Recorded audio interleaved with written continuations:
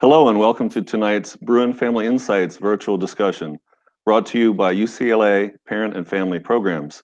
Throughout the academic year, we engage around a variety of topics and issues intended to help you best support your student. My name is John Mosser, and I'm a Bruin parent of an artist who is earning a degree in applied math in June of this year. I'm also a member of the UCLA Parents Council leadership team. Tonight's conversation is about unconventional career paths after college. We will talk with two Bruin alumni about their career paths, how their experience at UCLA influenced their future, and what advice they would give Bruins whose major studies differ from their desired profession. This evening, I'm grateful to have with us Martha Saucedo, Executive Vice President of External Affairs for AEG, and Ann Wang, co-founder of Enru, a socially conscious online marketplace. Thank you both for joining us. Can you each please start us off by briefly telling us about yourself and your current role? Hi, everyone. My name is Ann Wang, and as John mentioned, I was lucky enough to start a company called Enru my senior year at UCLA. Had no idea what a startup even was at the time, but I knew that I wanted to combine my love for international development with a really smart business that could make an impact. So it's been about 4.5 years. We launched the company a few months after we graduated, and I'm lucky enough to still be the CEO and working to continuously build that company. Very good. Martha? Hi, everyone. It's nice to be here today. So I was a political science major at UCLA, and I now work for Anschutz Entertainment Group, AEG, which is a global live entertainment company that's headquartered in downtown Los Angeles. We have about 25,000 employees, and we have a pretty diverse portfolio, managing over 100 sports and entertainment venues. We own professional sports teams like the LA Kings ice hockey team, the LA Galaxy soccer team, an ice hockey team in Berlin. We have a ticketing company. We have an interest in a television network. And we also have a huge footprint in live entertainment. So we are a promoter of concerts for A-level artists, as well as operator of major music festivals, both in the US and outside, including iconic festivals like Coachella, Stagecoach, New Orleans Jazz and Heritage, and Hyde Park in London. And I oversee all of our external affairs, which includes corporate communications, philanthropy, government affairs, public affairs, anything external facing. Very good. It sounds like you're both very busy. You all bring great experience to tonight's conversation. To get us started, I'd like to pose this question to both of you. Ann, you were an international development studies major, and Martha, you were a political science major. Please tell us how you selected your major and what you thought your plan was after graduation. And maybe, Ann, can you start? Sure. So I applied to UCLA as a international development major. I knew that that was something that I was really interested in high school, and I had worked with a number of different organizations that focused on global communities, and I just thought it was so cool to have UCLA even provide that major as an option. So I was really excited about that. But before I started college, I thought that I was going to become a doctor and do Doctors Without Borders or some form of that. So I also studied microbiology and wanted to do a double major in MCDB when I was first starting out. So I did about, I think, 2 years of, core classes for molecular science, as well as my international development studies. And as I started to work on my company, Enru, I realized that having 2 majors plus potentially launching something was a little crazy and too busy. So I ended up sticking just with my international development studies major. So, I had been lucky enough that I found a passion pretty early on, again, in high school, and knew that I loved organizational structure and bringing people together to make an impact. And I wanted to study, how people had done that in the past globally, what didn't work. And I think that our major at UCLA, especially with international development, is very unique. And so it really leaves you a lot of space to create better solutions to problems that you're studying. So that's why it was so critical when I launched our company, which obviously focused heavily on investing in artisans around the world. I had this great academic background of 4 years of econ and anthropology and sociology, where, I think a lot of other social entrepreneurs have to learn that from, just working on the ground or being in a certain country for a long period of time. So I was very lucky to have a unique major that UCLA provided. And I was a political science major, which I declared pretty early on. And I thought that when I graduated, I'd probably work a year or two in politics and government and then come back and go to law school. What ended up happening is that I got an internship while I was an undergrad my senior year, working for a county board of supervisor representative, which led me to getting a campaign position with the Clinton-Gore campaign in '96. And once that was completed, I ended up getting a position working for a member of Congress, Javier Becerra, who's now actually the Attorney General of the state of California.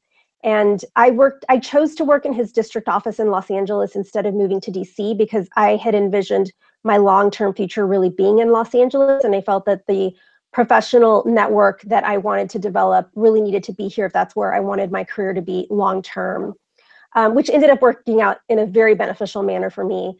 After I'd worked in the district office for about 3 years, I really sort of had to decide whether I wanted to be in a larger area for policy making, which would have been either Sacramento or DC. But I'd always had an interest in the private sector. And so I ended up getting a government affairs position for Mattel, the toy company. And so I really was doing similar work to what I was doing for the congressman, but on behalf of a private sector entity. That job ultimately led me to AEG, where I've been for almost 18 years. And so I moved from really the toy industry to the entertainment industry, which was different in many ways. But I think some of the core skills that I had obtained at UCLA prepared me really well for sort of that change in industry.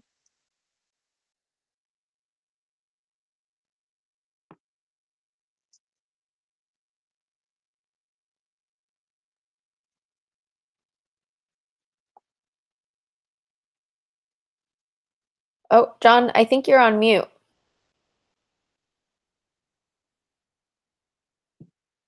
There you go. Thank you. Yeah. Yeah, the host is dealing with a cold tonight, so I'm trying not to sneeze. Well, so I'm putting myself on mute.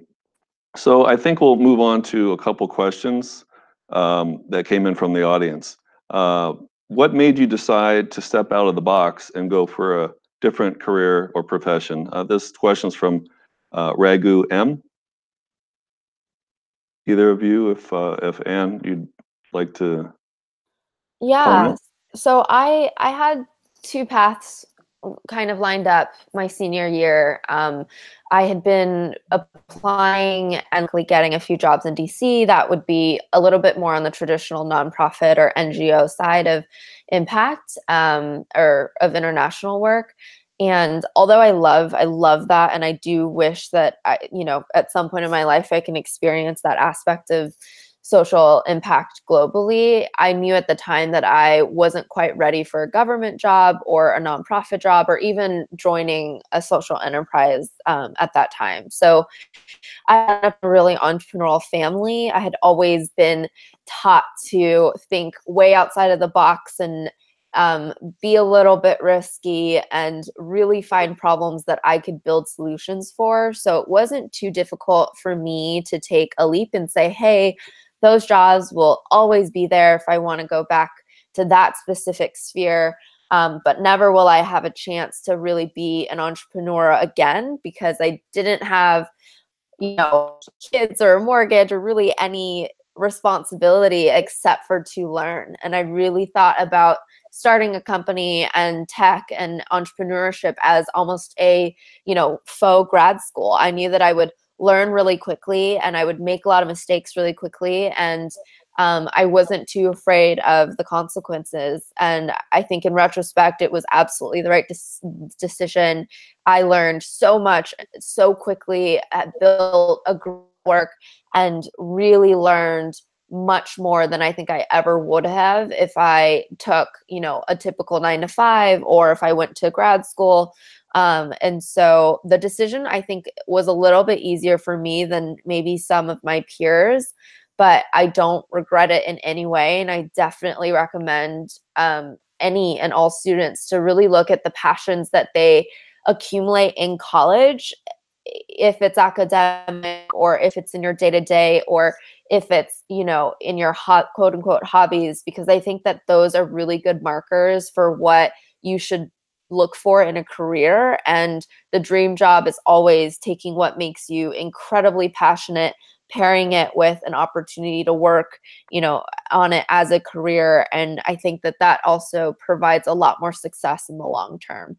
So for me, building a business, thinking about brand and narrative, working with a great network, but also thinking about global impact was me just smashing a lot of my personal interests and passions into one thing that didn't exist, but I wanted it to exist bad enough that I built it myself. So. Very good. Martha, I have a question from Lydia S. What were the most difficult challenges you faced on your journey to success, and how did you overcome them?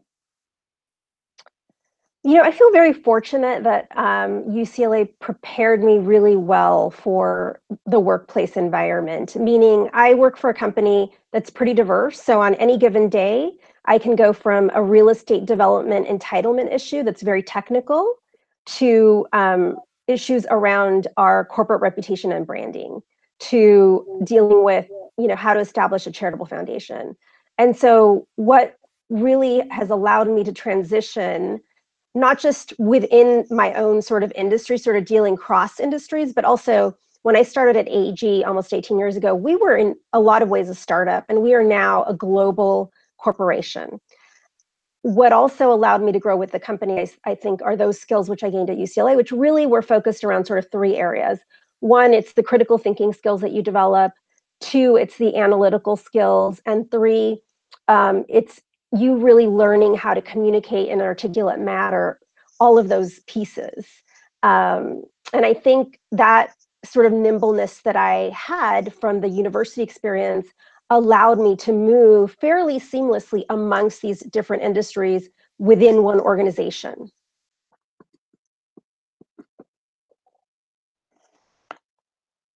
All righty. Thank you, Martha. A question for you both. Given that there are a lot of family members tuning in, did you ever have conversations or even disagreements with your family members about your major or career choices? And can you provide any tips for navigating these conversations?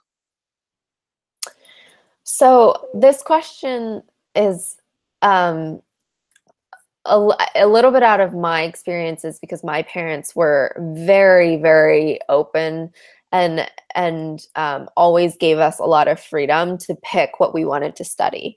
And that perspective came from the fact that they knew that learning happened, of course, in the classroom, but they were big supporters that learning also really happened outside of the classroom. So I was lucky enough not to have the pressure of your major is going to decide your life and your career forever and ever. They really wanted me to find a place where I could learn tangible skills like accounting and understand how economics work globally, and knew that I was really passionate about trying to understand poverty from all different angles. So I didn't necessarily have any arguments or disagreements on my major, to the point where even my parents didn't really push us to go to college. They pushed us to be entrepreneurial and to excel at whatever we wanted to do, but to make sure that we were making those decisions inside or outside of the classroom. So I would say my recommendation again is just to find tangible ways and opportunities where you can show your parents, if they do disagree with you about your major, to show them the intention behind why you chose that, and maybe some of the additional skill sets that you're learning outside of that major, and just have a very clear why. I think, and this is of course a blanket statement, but I think parents really just want to make sure that you have a path and you have a direction, and that if they're putting a lot of resources into your career, that you know why you're there and what you're going to get out of it. So even if it's, you know, quote unquote, a basket weaving major, like mine can be seen as, I was really clear as to why I was there. And I had a very, you know, a lot of conversations about what I wanted to do post-graduation and why this major was going to support that. And hopefully that helps with those disagreements. I would just add one other thing, if I could. My parents were also really supportive, and the advice sort of I would also give to parents is just to try to be as open-minded as possible. There are jobs that exist today that did not exist when I graduated. You know, in pretty major, powerful industries where there's a possibility for a very long-term, successful professional career. So I would just sort of keep that in mind as you talk to your student about, you know, their plans, and just reminded by the fact that they're graduating from an amazing university. So sort of that confidence that they'll have the skills that they need to be successful in whatever industry they choose. All right, well, I'll jump in on this. And Gwendolyn G. asked, how can parents help the student in choosing a major? What my personal experience was with my daughter, she's a really good artist, and she applied to maybe 13 or 14 different schools, maybe 3 or 4 for art, a couple for computer science, maybe 3 for math, different things that she was interested in. And I wanted her to go to an art animation school she was accepted to. And kind of reverse of what normally parents would do, she picked math at UCLA, which terrified me because her future is in art. So I didn't really like the decision. So I just asked her why. And the answer she gave me made me immediately just congratulate her. She just said she wanted to be challenged, and she thought she had a pretty good background in art, and she also has a passion for math. And math is closely associated with, she wants to work in the video game industry. So it seems a similar, just, you know, experience between Anne and Martha, where all these different things you learn in life and also at UCLA can be used to choose a path that maybe people wouldn't normally see being a good path. But we're both very happy she chose the path that she did. So we'll move on to the next question. Were there specific campus resources and or experiences you felt were most useful to your career development as a college student? And do you have any recommendations for current students to take advantage of today? Martha, do you want to take that one, or do you want me to go? Yeah, sure. I will say that probably the most beneficial undergraduate experience I had was securing an internship my senior year in college. I had previous to that had on-campus work experience, which also contributed, I think, to my background. But really, it was a fellow Bruin that connected me with this internship opportunity, which directly led to my having a full-time job when I graduated. And I think the Career Center offers a tremendous amount of programs and resources around, you know, both internships and job opportunities post-graduation. I will also add that I did a lot of volunteer work when I was an undergrad, and I think that also rounded out my resume, frankly, and it made me a more attractive candidate because I could directly tie some of my volunteer experiences to the jobs that I was seeking. And even today, I will share with you that as an undergrad, I was a student health advocate, which was a volunteer position. You take a quarter class on health issues, and then you volunteer for a year in the dorms, and you're a resource to students who are feeling under the weather, can't get to sort of the campus health center, and it's not an emergency situation. And you act as a peer health educator. I now sit on a hospital board, and I will tell you that that was really one of my first exposures to healthcare sort of field generally. And it didn't directly lead to my position on this board, but it certainly added to my background and why I was interested in serving in that capacity. And for me, I recommend to different buckets of resources, especially if you're interested in being entrepreneurial or if you don't know exactly where you want to go or what industry you want to go into. So if you are interested in starting your own company or just learning about startups or investment or working for a local LA startup, LA is a really hot hub of great companies right now. Startup UCLA is one of the best resources on campus. Deanna and Robert, who are there, really helped me develop and Rue from day one. We joined the accelerator for a summer, learned how to pitch and tell our story about the company. We learned what it meant to take, a convertible note and raise money, and a little bit of luck plus a lot of the lessons from that particular accelerator, and having Robert and Deanna be advisors for us got us prepared, really prepared us to be on stage at Forbes 30 Under 30 when we pitched for real money and real investors.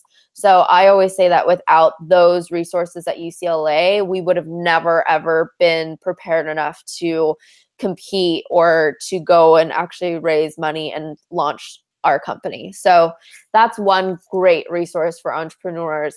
The second that I would say, if you're a student or if you are a parent of a student who's still really optimizing their college experience to learn what excites them and learn what industry they want to be in, and maybe it's not an exact major on campus, for example, entertainment, which is obviously multi department based. You've got communications, then you've got the School of Film and Television. So there's not one track for students to go into entertainment. I would really recommend finding a great alumni mentor in a couple of different industries that you're interested in, and reach out on UCLA One.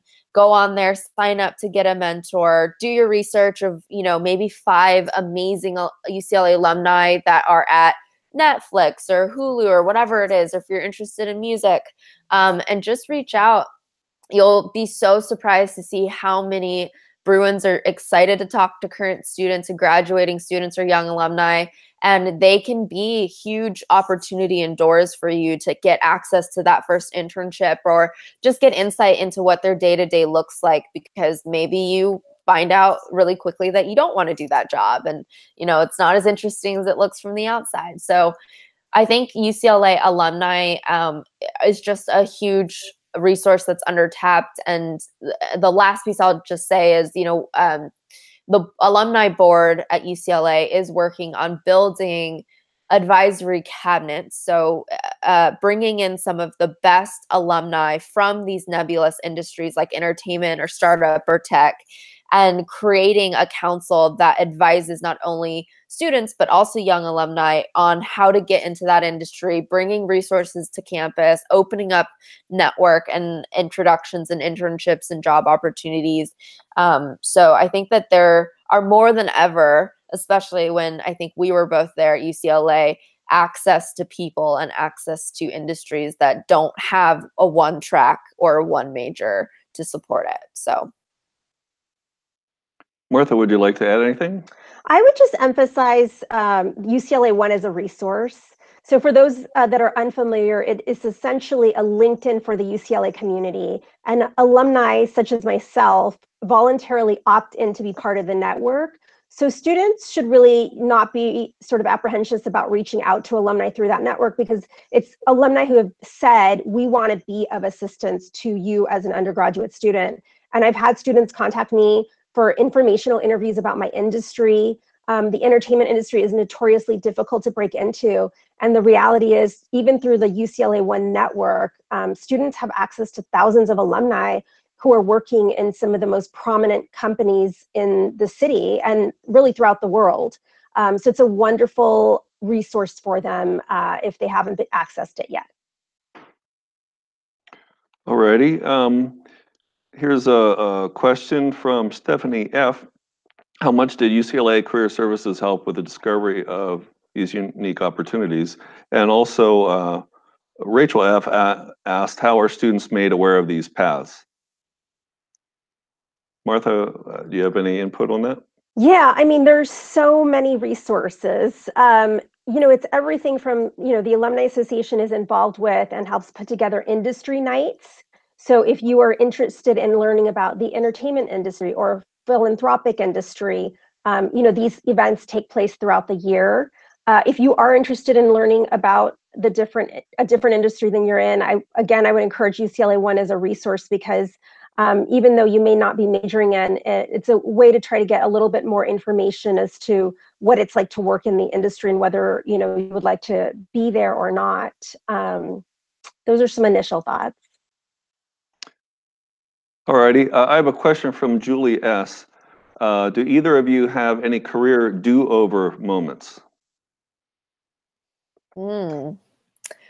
I don't think that one immediately comes to mind because you just make so many mistakes along the way when you're building a startup. So, taking a step back, I wish I would have found a mentor and advisor earlier, on a personal level, not just for my business or for a certain goal that we were trying to reach, but really a personal mentor that provided a 360 support system. So if it was career or personal or well-being or just making sure that I had that extra space and mind space to have, because I think being an entrepreneur, being a leader can be quite isolating.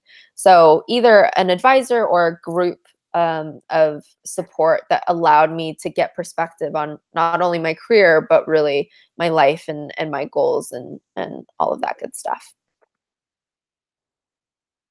Alrighty. I Go would ahead, add Martha. that for myself, it wasn't necessarily one do-over moment, but I wish that I had learned the importance of risk-taking earlier on in my career. Most, I'm now at an executive level at AEG, and most senior level executives that I know have taken multiple risks throughout their careers. And that could mean something like leaving a company to work in a different city, changing companies.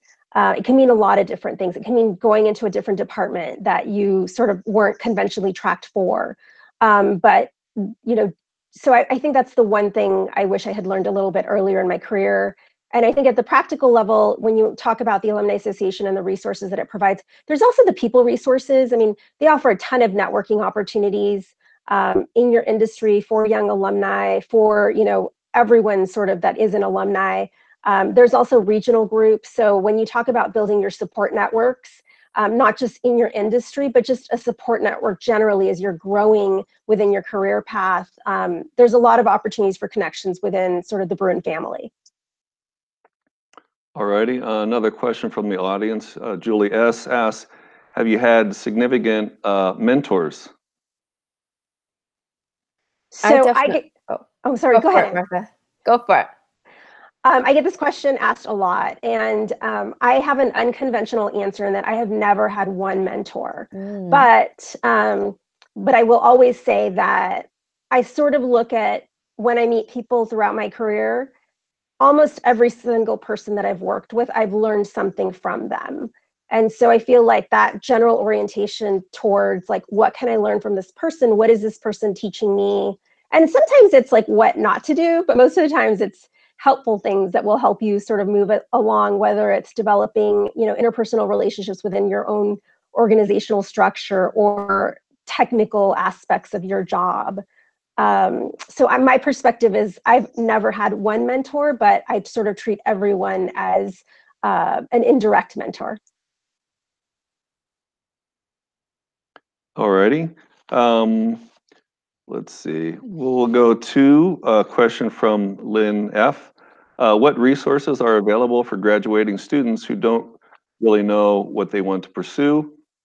What resources are available to students once they've graduated? And can they still get help on campus? Yeah, at risk of sounding like a broken record, because I think Martha and I both brought it up, but UCLA One really is that resource while you're graduating, after you're graduated, well into young alumni and on. So it's a great, we call it the LinkedIn of UCLA, but it also gives you even more access and direct connection to great alumni. So if you're again, a recent grad or about to graduate, my biggest advice that I ever received as, you know, when I've been in transitional phases of your life, one, you're not making a decision that's going to determine the career you have to stay in for the rest of your life. So you have to take the pressure off of some of this deciding factor. It's more important that you spend a lot of time getting to know yourself through that process. What is it that you really love to do? What are you very, very good at? And what just comes a little bit more naturally to you than other things? And so my biggest anxiety that I've heard from young alumni or from students is, we don't know what we want to do. We have to figure it out today. And that's going to determine how happy and successful I am for the future. And that's just not the case. It's just very important that the 2 years after you graduate, you are doing as many different things as you can, and you are asking a lot of questions to yourself about what you really would love to do. And that helps you get to that perfect happy spot faster. I am seeing my graduating class now almost in their 30s go through the same process again of transition and of questioning, is this what I want to do? I've done 10 years or 5 years of this and I don't love it. So it's just important to find your own voice in the work that you love to do, and to make sure that you're making the decision not off of what society is telling you is a great job or career, but really what you're going to be the absolute best at because you love it and because you have great talent for that. I would just add that for me as an undergraduate, the Career Center was a huge resource. And for a lot of my friends as well, I have a roommate that was a college roommate who basically got an internship at Deloitte, which was all of those interviews were managed by the Career Center, and she's now a senior partner there. So they do a lot of hands-on work, and there's just a ton of resources and people who are willing to help you as an undergraduate. And I think as a graduate, obviously the Alumni Association offers a wide variety of resources, whether it's the networking aspect or more the personal development, or access to professional industry, working events. So between those two are the most important resources for me. All righty, very good. A question from Christopher G. How do you prepare for an unconventional career path? Oh, I think for, again, tech and startup, foundational skills like accounting and knowing how to tell a great story, learning how to pitch an idea. I was talking to Bob Bucci, who is at Paramount and has been in the entertainment industry for a number of years. Also really recommended that being able to communicate your ideas clearly and be able to, quote unquote, pitch an idea happens every single day in marketing and in corporate, and especially in tech and startup, because that's one of your only resources before you have money or capital. So when you are in an unconventional, path, it's important to know what the foundational skill sets needed are. And I think storytelling, marketing, the ability to be very strategic and creative, but to take those things and learn how to execute really well, learn how to work within a team will take you really far. A lot of companies now are hiring purely based on how you can take an idea from 0 to 60, from complete ideation to execution. And if that's a skill set that you can own, that's something that can be taken to a number of different industries, careers, etc. I would just add that at UCLA as an undergrad, you're really forced to be exposed to a wide variety of areas. So even as a political science major, I had to take science courses. There was a foreign language requirement. So there was a diversity and a depth and a breadth to my undergraduate experience that really prepared me for many things. And I think to Anne's point, any student graduating from UCLA is going to have some foundational skills that are things that I mentioned earlier: critical thinking, analytical, the way that you were able to communicate, and basic finance. I mean, I had to take some finance classes in order to graduate. So all of those things, I think, make you very nimble and a candidate for someone that could actually, go between industries. Yeah, I regret not taking more accounting classes by far. Alrighty, let's move on to another question. What do you believe are some of the most important transferable skills a student should learn in order to make themselves marketable in multiple fields?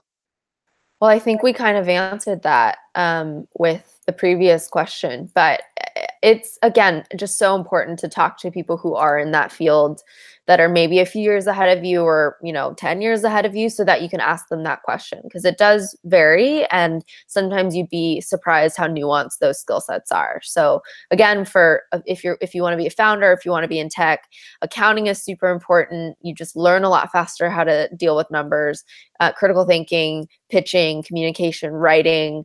And I will also say that something that students, and Rue probably has worked with over 200 Bruins or 200 interns that have come through our internship program. And the number one skill set that we try to teach people is how to write the best email possible, because so much of work is now done on email. And I think when you come out of university, you're really great at writing essays and you're really great about explaining every point that you're trying to make. And that's not how emails are received in the real world. It has to be very short, very clear, very actionable, and you really have to engage that person in an 8-second hook in order for them to read it and feel that it's going to be worth reading through the rest of the email. So networking, and making sure that you know how to ask for what you need to, but also provide value to the people that you're meeting. So instead of saying, hey, can you give me an internship?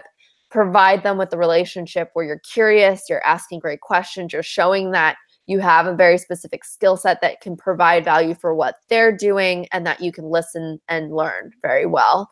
That will get you pretty far in, the industries in which are not hard set skills that you need in order to enter.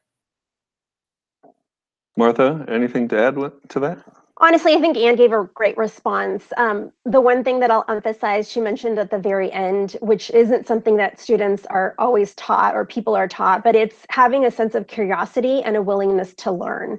I think especially coming right out of a university environment, those of us that are in the professional fields already have seen the recent grad that comes in that feels like they're a subject matter expert, and there's nothing that you can teach them because they know it all at this point. And that's not really the ideal candidate that employers are looking for. So if someone walks in able to communicate that they've got sort of some technical knowledge or experience based on their university studies, obviously that's important. But the other sort of X factor, that willingness to learn and to be curious, and to be sort of a problem solver, I think that's a skill set that employers really value. Alrighty. Is there anything you wish you would have known when you were in college about the relationship between earning a degree and building a career? And Martha, we'll have you go first this time. Uh-oh. I think I wish I had known the importance of internships. I got very lucky in that the one sort of real internship I had outside of like part-time job opportunities led me to my professional job.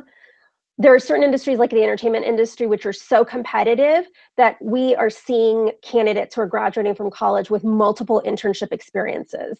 And so I wish I had learned earlier on to the importance of that, primarily also because what it does is it introduces the student to different workplace cultures, right? And so part of, I think, what you don't know as a student is what it would be like to work at a startup versus what it's like to work at a Fortune 500 company, versus a company that's more at the midpoint in its maturation process. And those are three very distinctive experiences. And some people are going to be happier at one versus another. And the earlier you start gaining those experiences, I think the more knowledge you come into, sort of, it will help inform your decision about who you want to apply to as a job candidate in the future. And I think even within the industry, entertainment industry is really big. You can go in music, you can go in TV, you can go film. Within each of those sectors, there's a million different jobs. So you love film, having that opportunity to take multiple internships within the industry, but doing different job functions or in different departments, again, just increases your knowledge base so that you can make more of an informed decision down the road when you're actually applying for that first position. Anne, anything to add? No, I think that that's a great answer. Yeah, that's great. Nothing to add. Alrighty, let's move on. Were either of you involved with the Alumni Association prior to graduating? So I was involved, not really as a student. I wasn't an SAA, and I, to be honest, didn't really utilize the James West Center all that much. But I was a student worker at the Volunteer Center, which was in a different part of the university. But we worked really closely with alumni and worked really closely on getting alumni to volunteer. And so I knew that it was this great resource, but I really at the time didn't know how to tap into it. And that's something that a lot of students, I feel like, can relate to. Unless you are in SAA and in that building all the time, alumni feels kind of like a concept that's not tangible. So I really recommend going and getting involved in different events that alumni is putting on. There's an event literally all the time. And they're great places and spaces to collide with alumni. So I wish I would have done that more. I think I would have gotten a lot further faster if I would have been more engaged as a student. I had a similar experience, but I will say that I think the experience for undergrads now is different in that during orientation this summer, I was able to stop by, and on the last day of orientation, if your student went through orientation, there's a pretty extensive tour of the entire campus. And one of the stops is actually the Alumni Association building, so that students can start to learn a little bit about the variety of programs that they offer. Because even as undergrads, there's opportunities like Dinner for 12 Strangers that they can participate in. And I think, to Anne's point, the earlier they can start making those connections, the better it will be sort of long-term down the road, because they know what the resources are and how to access them. Very good. We'll start with you, Martha, on this one. So that was being involved with the Alumni Association prior to graduating. So how has being involved as an active member of the Alumni Association since graduating influenced your professional networking? So now that I'm on the board, I'm obviously involved in a much different capacity. And I will tell you, the one thing that has struck me the most is the volume of accomplishments that our alumni have made across such a wide variety of industries and fields. It's really impressive when you start sort of learning about that aspect of it. And two, the reach of our network. We have an amazing reach. Any industry that you want to be in, any company that you want to be in, there's a Bruin there, and there's a way to access that person. So I think that my perspective on sort of our alumni has definitely deepened, and I am amazed and so impressed at the growth of the Alumni Association itself in terms of the staff, the resources, and the programs that they're putting together really have been so elevated. And it's a wonderful resource. So for any of your students, I really encourage them to check it out and get involved at an early point in their career. Anne, would you like to add anything?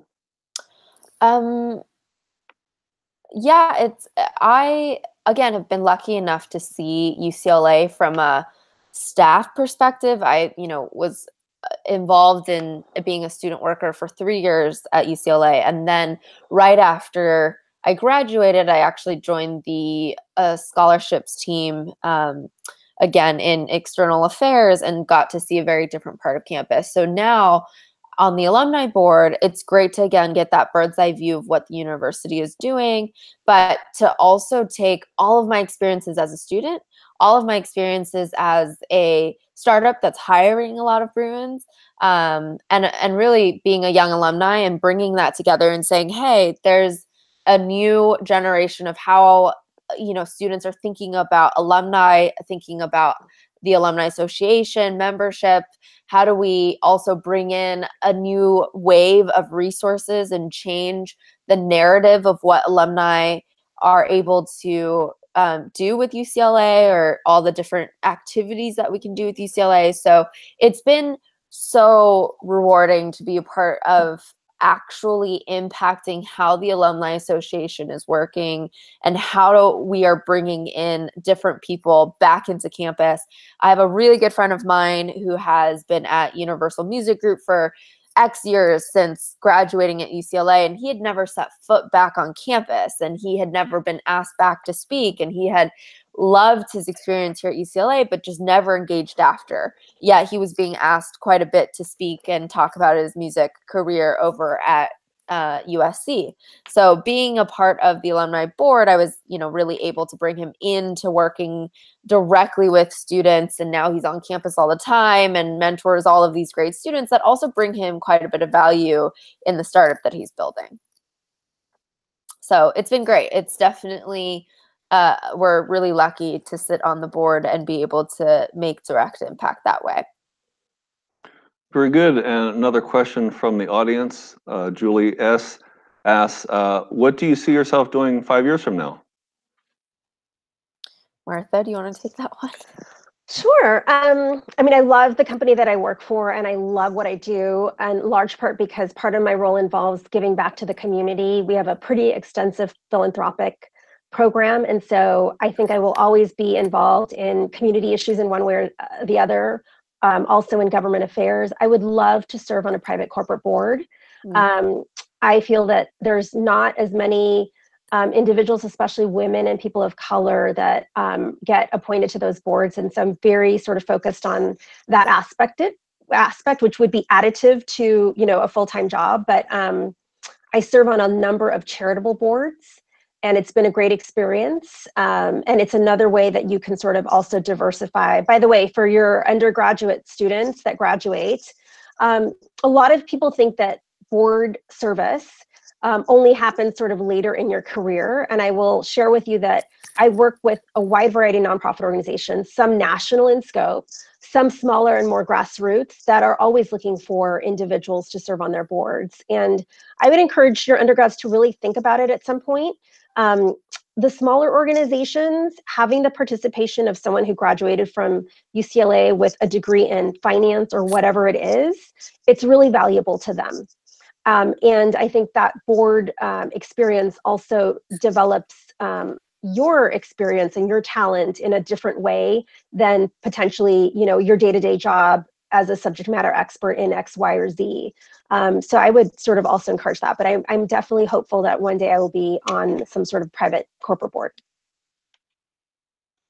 So for me, in 5 years, which seems like a very long period of time, I have been working on a different path out of different than tech and startup, which is producing content and some docuseries around mental health.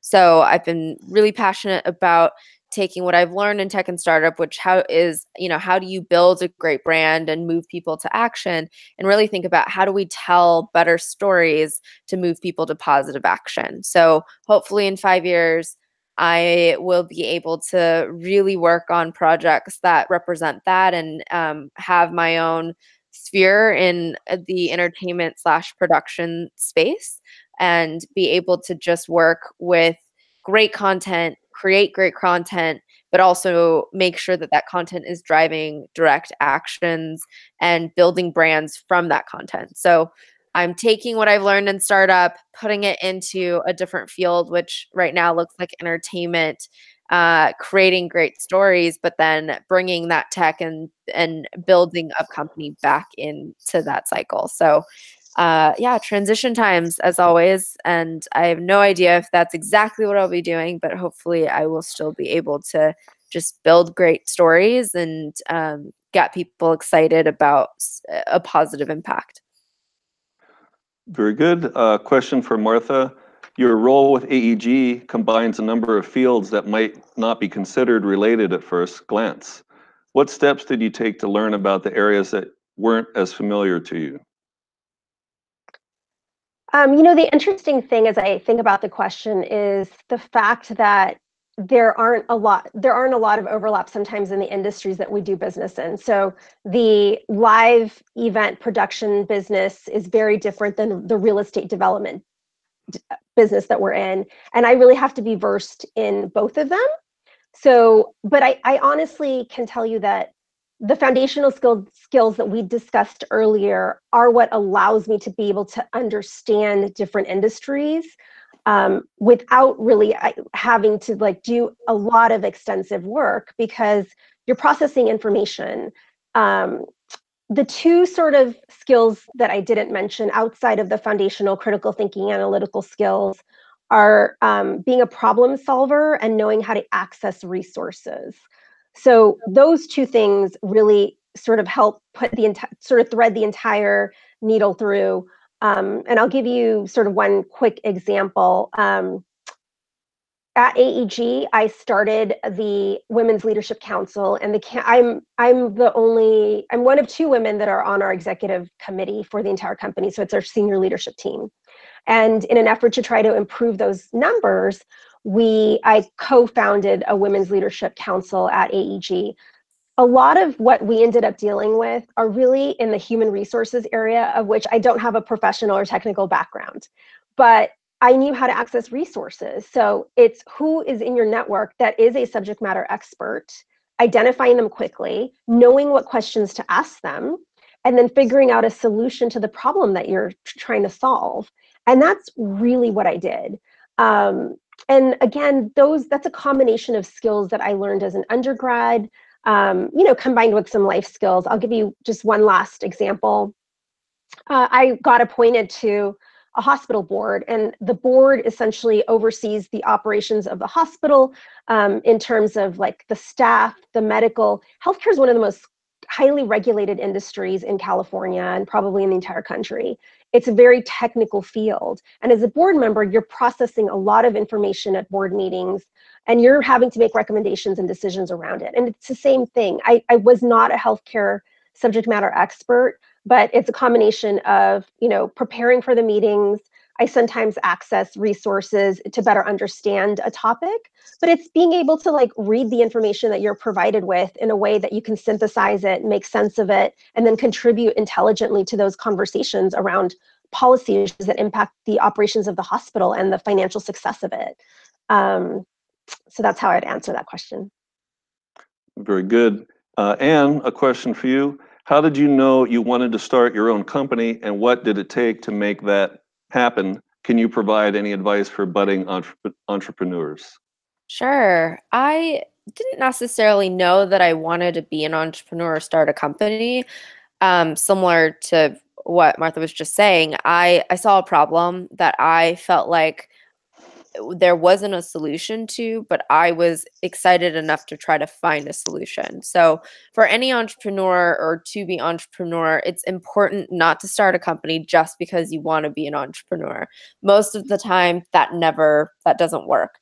It's important to really get to know a particular problem, a particular, pain point of a user or consumer, and get to know every piece of that and then find a solution for it.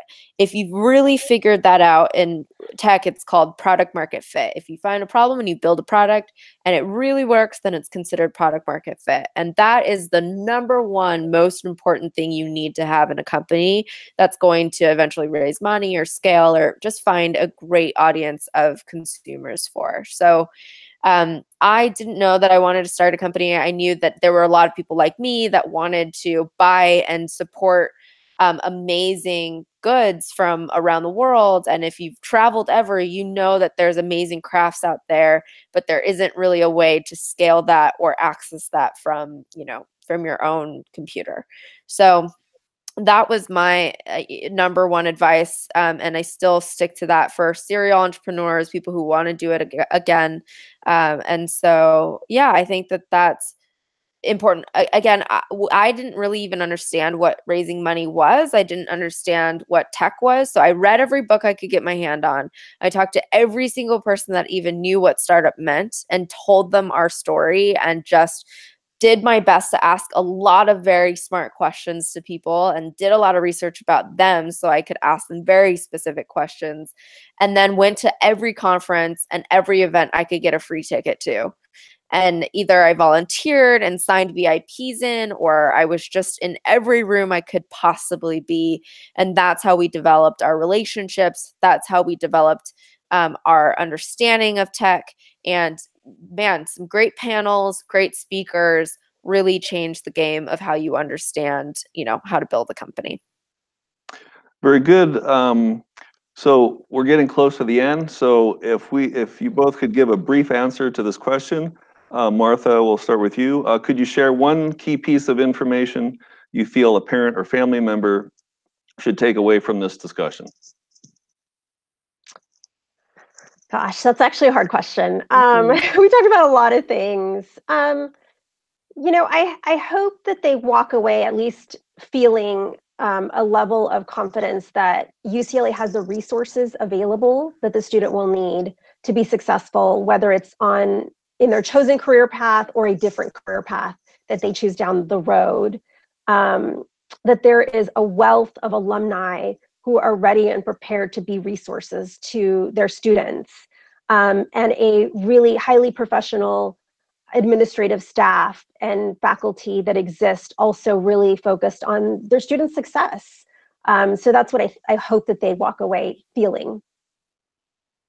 Anne?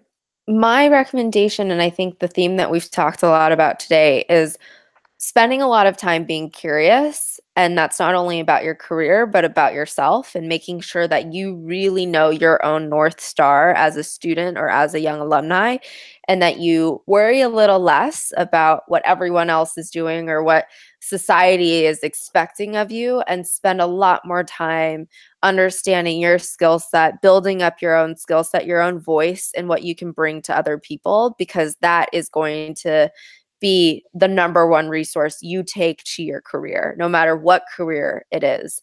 So, there's a great book by Brian Grazer, who's a producer. It's called, I think, A Curious Mind. And it's just about discovering what makes you excited, because most likely other people will be excited about that, and it might lead you down a really unique and amazing career path. So I always tell students just to spend less time worrying about what they're going to do and more time getting to know what they love to do and figuring out how you can combine those passions into a career, because it's very possible you're not going to love 100% of your job, but if you are driven by a core North Star, if I'm a storyteller, I'm an artist, I'm a marketing, I love marketing and communication, then you're going to be on a path, and the rest of it will come organically. Very good. Well, Martha and Anne, thank you for sharing this helpful information. Your insight is very valuable, and we hope that our audience enjoyed this exclusive opportunity to ask their questions. I tried to summarize what was discussed, and I have about 2 pages, so I'll try to summarize the summary. But we should all take the advice to follow your interests, have an open mind to new opportunities, look for mentors. As a student at UCLA, it's an incredible environment to explore by just talking to people, taking advantage of events on campus. You'll learn many tools at UCLA that you can be creative in deciding what you want to do with them. Internships are something you should pursue. Of course, the Alumni Association has a lot to offer. My daughter was a transfer student, so she is kind of behind a little bit in taking advantage of all these things. She's just learning about them now, and she's going to be done in about 4 weeks. So thank you to everyone out there who joined us tonight and submitted questions. If you submitted a question that was not addressed tonight, the Parent and Family Programs team will follow up with a response in the coming days. The recorded version of this webinar will be available shortly. Your feedback is important to the continued growth of this program, so please be sure to complete the follow-up survey, which you will receive via email tomorrow if you pre-registered for the event. Please join us for our next installment of Bruin Family Insights, entitled Sexual Violence Awareness and Prevention, taking place on Tuesday, March 26th at 5 p.m. Pacific Daylight Time. As a reminder, recordings of all Bruin Family Insights installments can be found on the Parent and Family Programs website. Parents, bruin.ucla.edu. We look forward to chatting with you again soon. Have a great evening and go Bruins. Go Bruins.